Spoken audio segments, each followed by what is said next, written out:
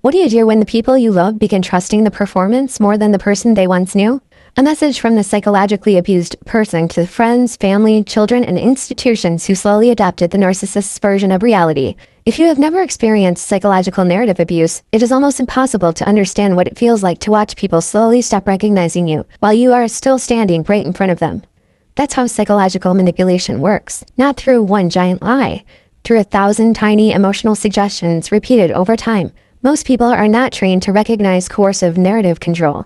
They assume calmer person is healthier, the more composed person is truthful, the less emotional person is stable. But trauma changes presentation.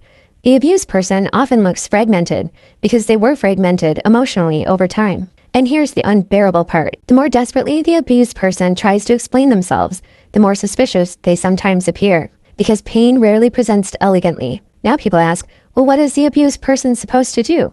The honest answer? There is no perfect response inside a distorted system. If you stay silent, the lie grows. If you defend yourself emotionally, people call you unstable. If you gather evidence, they call you obsessive. If you walk away, they say your silence proves guilt. If you fight back, they say your anger proves the story. That's why narcissistic narrative abuse is psychologically devastating. So what should the abused person do? First, stop trying to force understanding from people emotionally committed to misunderstanding you. That sounds harsh, but it's survival.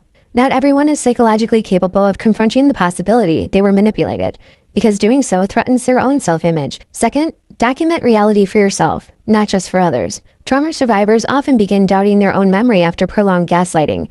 Journals, timelines, recordings, messages, and evidence are not only legal tools, they are psychological anchors. Third, understand that being misperceived does not erase who you are. This is one of the most difficult lessons in psychological abuse. Humans naturally want consensus reality.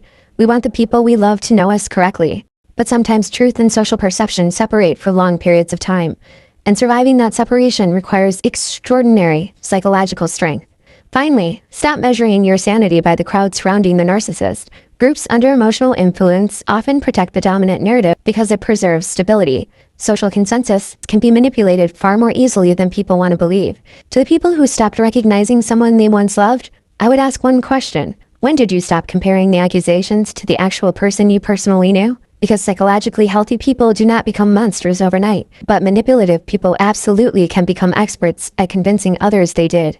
And to the abused person listening, your job is not to destroy yourself trying to force awakening into people who are psychologically invested in the illusion. Your job is to remain connected to reality, long enough that the manipulation does not replace your own identity too. This is the gray room, because one of the cruelest forms of abuse is watching people mourn the person you used to be, while you're still alive, and still telling the truth.